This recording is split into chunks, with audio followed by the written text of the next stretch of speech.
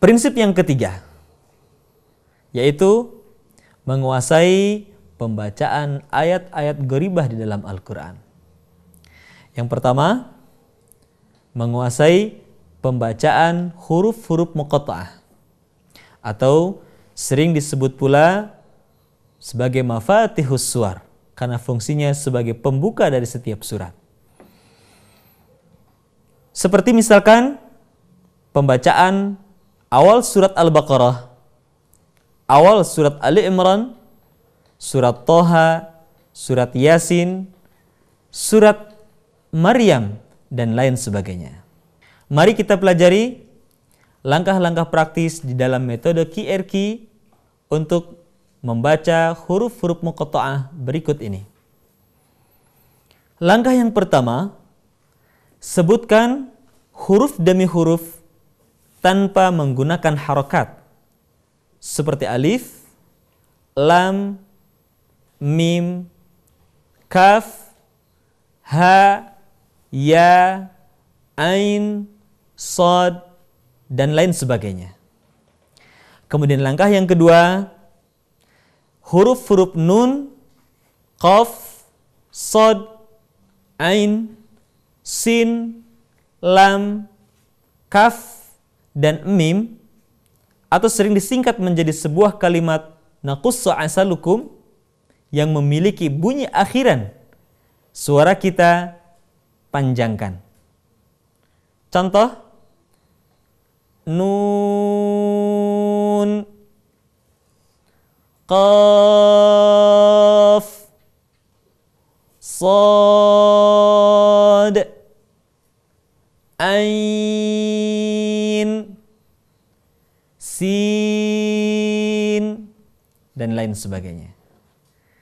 Sementara huruf-huruf ha, ya, to, ha, ro yang tidak memiliki bunyi akhiran, suara kita cukup diayun. Contoh, ha, ya, to, ha, ro. Kemudian langkah yang ketiga, huruf-huruf yang terakhir pada nun, qaf, shad, ain, sin, lam, kaf, dan mim kita ucapkan sesuai dengan karakter huruf yang dimilikinya, seperti qalqalah, gunnah, dan lain sebagainya. Mari kita latih bersama contoh-contoh berikut ini. Bismillahirrahmanirrahim. Alif lam mim. Dzalikal kitabu la raiba fihi hudan lil muttaqin. Bismillahirrahmanirrahim. Yasin wal Qur'anil Hakim. Bismillahirrahmanirrahim. Kaf, ha, ya, ain, shad. Dzikru rahmati rabbika 'abdahu Zakariya.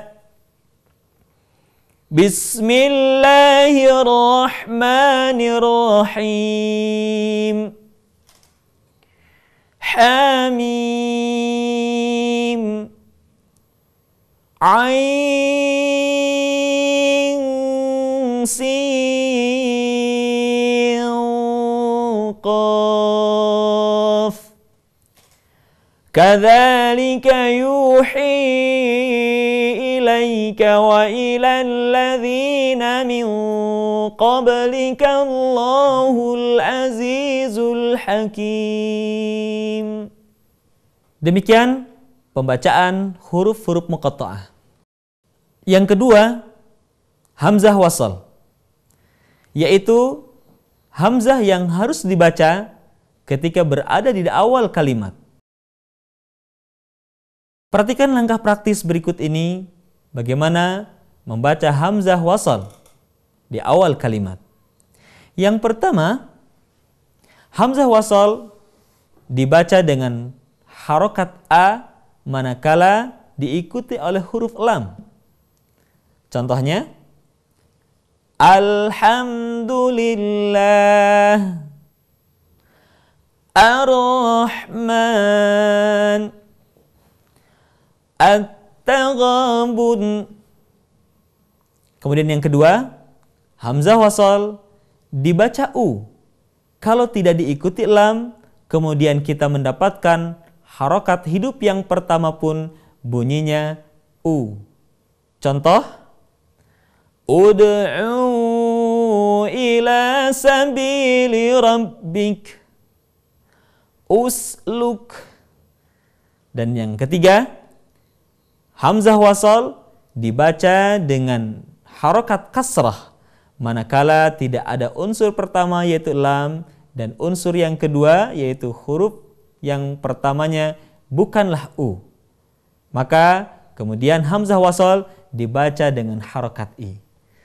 Contoh, Ihdinas siratal mustaqim, Irji'i ila rabbik, Ittakhadhu aymanahum.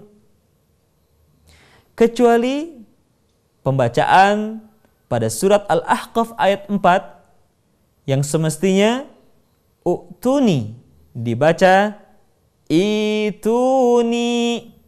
Tetapi hal ini hanya berlaku kalau hamzah wasal berada di awal kalimat. Akan tetapi kalau di tengah-tengah kalimat maka hamzah wasal tidak dibaca. Perhatikan contoh surat Al-Ahqaf ayat 4 berikut ini. Qul ara'aytum ma tad'una min dunillahi aruni madza khalaqu minal ardi am lahum syirkun fis samawati ituni bikitabim min qabli hadha aw asaratin min ilmin in kuntum sadiqin. Yang ketiga, nun wiqayah, yaitu nun yang dibaca dengan harokat kasrah manakala kita menemukan huruf yang berharokat tanwin bertemu dengan hamzah wasal. Contoh, yauma idzin bertemu dengan al-masaq, dibaca bukan yauma idzil akan tetapi yauma idzinil masaq. Atau kalau kita perhatikan di dalam surat Al-Ikhlas, Qul huwallahu ahad diakhiri dengan harokat tanwin, ahadun, bertemu dengan lafaz Allah yang diawali dengan hamzah wasal. Ketika ahadun digabungkan dengan lafaz Allah, maka kita harus mengucapkan ahadun menjadi ahaduni. Perhatikan contoh berikut ini. Qul huwallahu ahadunillahus samad. Demikian bagian yang ketiga di dalam prinsip yang ketiga. Yang keempat, ayat-ayat sajadah, yaitu ayat-ayat yang di dalamnya terdapat perintah sujud dari Allah Subhanahu wa taala. Oleh karena itu, kalau kita mendengarkannya atau membaca ayat-ayat sajadah, baik di dalam salat ataupun di luar salat, disunnahkan untuk bersujud terlebih dahulu. Adapun doa yang dicontohkan Rasulullah sallallahu alaihi wasallam ketika melakukan sujud tilawah, Allahumma laka sajadtu wa bika amantu wa laka aslamtu sajada wajhiya lilladzi khalaqahu wa sawwarahu wa syaqqa sam'ahu wa basarahu bihaulihi wa quwwatihi tabarakallahu ahsanul khaliqin. Demikian ayat sajadah. Selanjutnya yang kelima, pembacaan ayat-ayat saktah dalam Al-Quran. Saktah adalah berhenti sejenak tanpa bernafas selama 2 harokat ketika kita membaca Al-Quran. Saktah terdapat di dalam 4 surat di dalam Al-Quran. Yang pertama, surat Al-Kahfi, akhir ayat pertama ketika memasuki ayat kedua. Yang kedua, surat Yasin ayat 52. Yang ketiga, surat Al-Qiyamah ayat 27. Dan yang terakhir, surat Al-Mutaffifin ayat ke-14. Perhatikan contoh saktah berikut ini. Walam yaj'al lahu 'iwaja qayyima. Surat Yasin ayat 52. Ya wailana man ba'athana min marqadina hadza ma wa'ada ar-rahman. Surat Al-Qiyamah ayat 27. Wa qila man raqa. Dan terakhir surat Al-Mutaffifin ayat ke-14. Kalla bal rana ala qulubihim. Demikian 4 surat di dalam Al-Quran yang di dalamnya perlu kita saktah. Sekali lagi, saktah berhenti sejenak ketika kita membaca Al-Quran tanpa bernafas selama 2 harakat. Selanjutnya, yang keenam adalah imalah. Imalah adalah membaca huruf yang berharokat fathah dimiringkan ke kasrah. Hal ini terdapat di dalam surat Hud ayat ke-41. Pada kalimat Bismillahirrahmanirrahim dibaca miring menjadi Bismillahirrahmanirrahim. Perhatikan contoh berikut ini. Wa qala rkabu fiha bismillahi majriha wa mursaha. Demikian contoh imalah yang terdapat di dalam surat Hud ayat ke-41. Mari kita lanjutkan pada bagian berikutnya, yaitu Ishmam pada surat Yusuf ayat ke-11. Ishmam adalah menampakkan dhammah terbuang dengan isyarat bibir ketika kita mengucapkan la ta'manna ala Yusuf. Perhatikan contoh ishmam berikut ini. Qalu ya abana ma laka la ta'manna ala Yusuf. Demikian contoh ishmam ketika kita mengucapkan surat Yusuf ayat ke-11. Selanjutnya kita akan membahas tashil yang berada di dalam surat Fussilat ayat ke-44. Tashil adalah membaca hamzah yang kedua dengan suara yang ringan. Perhatikan pembacaan tashil di surat Fussilat ayat ke-44 berikut ini. Walau ja'alnahu Qur'anan a'jamiyyan laqalu laula fussilat ayatuh a'jamiyyun wa 'arabiy. Perhatikan kalimat a'jamiyun dalam Al-Quran tidak dibaca a'jamiyun, melainkan a'jamiyu wa 'arabi.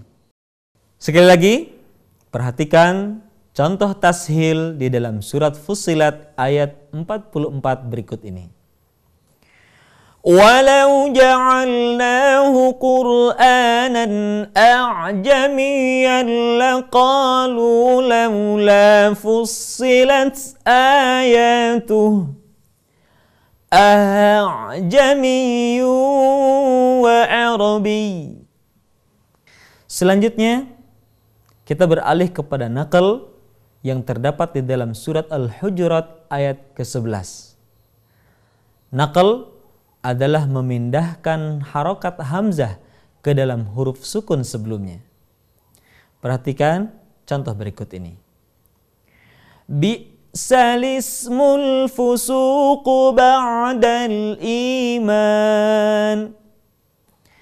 Kalimat bi'sal ismul fusuqu berasal dari kata bi'sal ismu. Akan tetapi harokat hamzah pada kata al-ismu dipindahkan ke huruf sukun sebelumnya sehingga kalimat tersebut berubah menjadi bi'salismul fusuqu ba'dal iman. Kaum muslimin yang berbahagia, bagian yang terakhir dari prinsip yang ketiga adalah waqaf wal ibtida. Waqaf adalah berhenti ketika kita membaca Al-Quran, sementara ibtida adalah memulai kembali setelah kita berhenti ketika kita membaca Al-Quran. Berikut kami sampaikan bagaimana langkah-langkah praktis kita berwakaf dan beribtidah ketika kita membaca Al-Quran. Langkah pertama, senantiasa berwakaf di akhir ayat dan melanjutkan ayat berikutnya tanpa mengulang terlebih dahulu. Contoh, wal asr innal insana lafi khusr illa alladhina amanu wa amilus salihati wa tawasaw bil haqqi wa tawasaw bis sabr. Itu langkah pertama di dalam berwakaf. Langkah kedua, kalau kita menemukan ayat yang panjang, maka ikuti saja tanda-tanda wakaf yang telah dituliskan oleh para ulama qiraah. Berhenti di tanda wakaf, maka cara beribtidah atau memulai kembali tanpa harus mengulang terlebih dahulu. Contoh, dzalikal kitabu la raiba fihi hudan lil muttaqin. Seluruh tanda wakaf dalam Al-Quran diperbolehkan berhenti tanpa harus mengulang terlebih dahulu, kecuali satu tanda, yaitu lam alif yang berarti mamnu'u lil waqfi, yaitu dilarang berhenti. Kemudian langkah yang ketiga, ketika kita menemukan ayat yang panjang, kemudian kita juga tidak menemukan ada tanda-tanda wakaf di dalamnya, maka kita berhenti di akhir nafas yang kita miliki. Contoh, jannatun tajri min tahtihal anhar. Kita berhenti di sini, bukan akhir ayat, dan tidak ada juga terdapat di dalamnya tanda wakaf. Kita berhenti dengan satu alasan, nafas kita habis. Oleh karena itu, berhentilah di akhir nafas yang terakhir yang kita miliki. Untuk kemudian, kalau kita tidak yakin akan kesempurnaan makna yang dimiliki, maka ulanglah terlebih dahulu satu atau dua kata sebelumnya. Contoh tadi, lahum jannatun tajri min tahtihal anhar. Jannatun tajri min tahtihal anhar khalidina fiha abada. Atau dalam ayat yang lain, alladzina yu'minuna bil ghaibi wa yuqimuna as-salah as-salata wa mimma razaqnahum yunfiqun. Demikian, kalau kita berhenti di akhir nafas, maka kita lanjutkan sampai kita menemukan tanah wakaf atau kita berhenti di akhir ayat. Demikianlah kaidah-kaidah praktis di dalam berwakaf ketika kita membaca Al-Quran. Memang Al-Quran ketika kita baca dengan baik dan benar, disertai dengan penuh kekhusyuan dan penuh harap kepada Allah Subhanahu wa Ta'ala, Al-Quran memberikan ketenangan, memberikan ketentraman tersendiri dan keasyikan tersendiri bagi kita. Oleh karena itu, berharaplah terus kepada Allah Subhanahu wa Ta'ala agar kita digolongkan oleh Allah Subhanahu wa Ta'ala termasuk hamba-hambanya yang istiqamah bersama Al-Quran, baik membacanya, mengkajinya, menghafalkannya, ataupun mengamalkannya dalam kehidupan kita sehari-hari. Selamat menikmati hari-hari indah bersama Al-Quran. Assalamualaikum warahmatullahi wabarakatuh.